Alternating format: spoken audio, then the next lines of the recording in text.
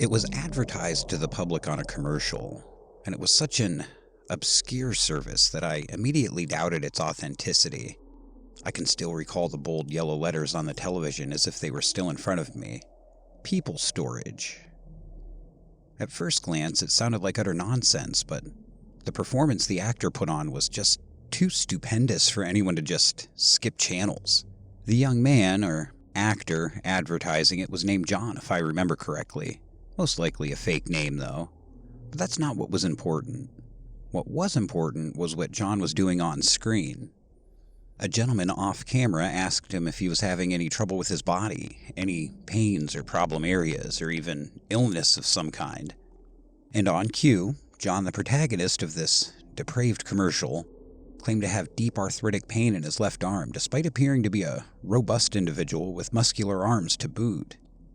The enlivened man off camera, in an overly scripted manner, yelled to John that he could place that dysfunctional appendage into storage until it was fixed and replaced with a prosthetic of some sort. Then things got disturbing, and if you weren't already unsettled, you'd be now. I know I was. As soon as John agreed to this proposal, images of John undergoing bloody and sadistic surgery to have his arm amputated flashed across the screen, nearly giving me a heart attack.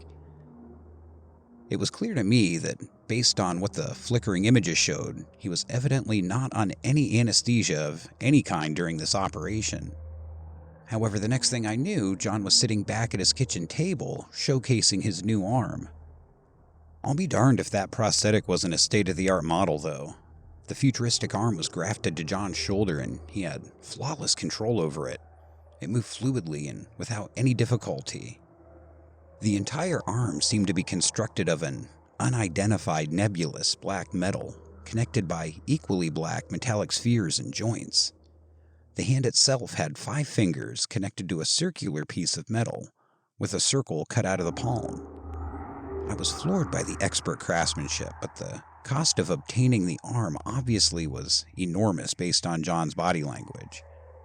His right eye kept twitching, and he struggled with keeping his head from abruptly turning to the left like his nervous system was out of whack. That, or an extreme nervous tic from the trauma he must have endured during the surgery. The commercial then ended with John giving a thumbs up with his newfangled hand and struggling to maintain a smile. On the television, a number to call for this service flashed across the screen. Ordinary folks and people with an IQ above 70 would have immediately realized that this service was either a scam or a psychopath who managed to get his commercial out into the world. But I did what anyone in my predicament would do. I picked up my phone and I dialed the number, and I scheduled an appointment. I've had cancer for a year, and with only 5 months left to live, I bit the bullet, and against my better judgment, I got suckered into this. The business location was actually more professional than I thought it was going to be. The outside looked like a normal office building near the city center, but the interior was phenomenal. Everything had a sleek, minimalist design that was colored pitch black or milky white. A lovely and genial young woman at a white desk signed me in, and as soon as my pen lifted from the waiver, the doors to the deeper recesses of this place opened up. Standing in the doorway was a jovial, elderly, white-bearded man dressed in black scrubs. He introduced himself as Dr. Heinz and motioned for me to follow him to the observation room. I sat down on the patient's table and he asked me what I'd like to have put into storage. Seeing as I had cancer, I wasn't sure what to say, so I told him as much. His smile disappeared and it looked like he mouthed something I was unable to discern. Dr. Heinz then explained that because cancer was a tenacious devil, my entire body would have to be placed into storage. Unsure as to the repercussions of what that would entail, I ultimately declined to have my whole body placed in whatever storage unit they had. Dr. Heinz urged me to reconsider and, at the very least, to have the appendage where the cancer was first detected placed into storage.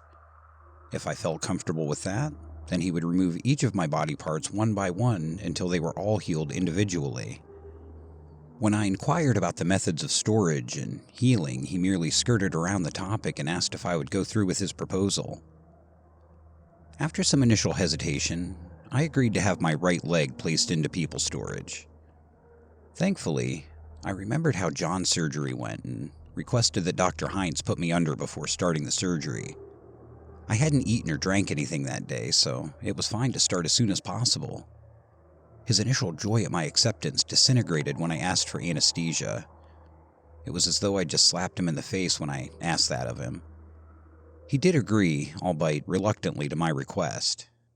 The next thing I knew, I was strapped down to the operating table and a group of nurses flocked to the operation room to assist Dr. Hines with my surgery. They placed the gas mask over my face and I drifted off before I could begin to worry about the surgery going awry. I assumed hours went by before I awoke. I groggily sat up in a black-sheeted hospital bed and nearly leaped out of my skin when I saw my new leg. It was marshmallow white and was grafted to my hip bone.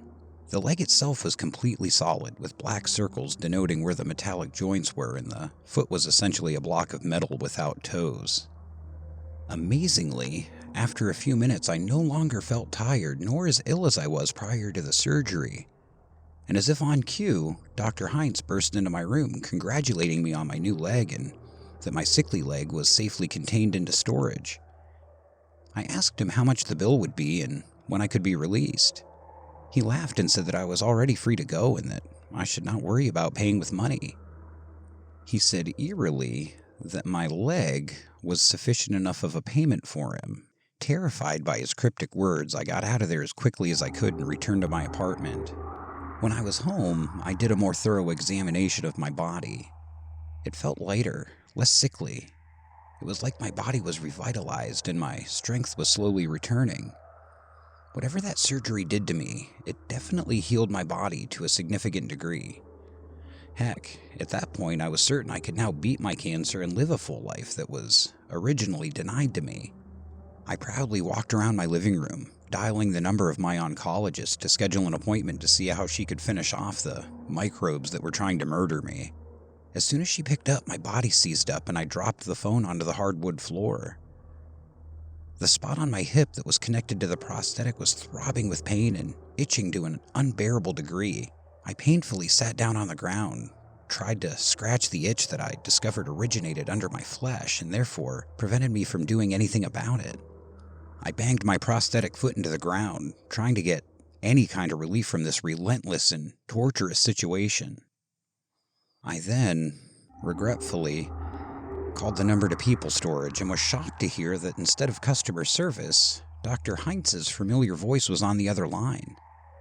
I asked him why he was the one to answer, and he sidestepped my question with one of his own. He asked how my leg was treating me, but cut me off when I tried to answer.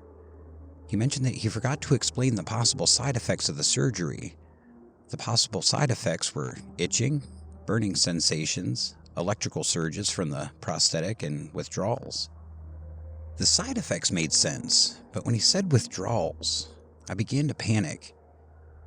He said that I should pop back into his office if I were experiencing any of those side effects without any delay, and then he promptly hung up.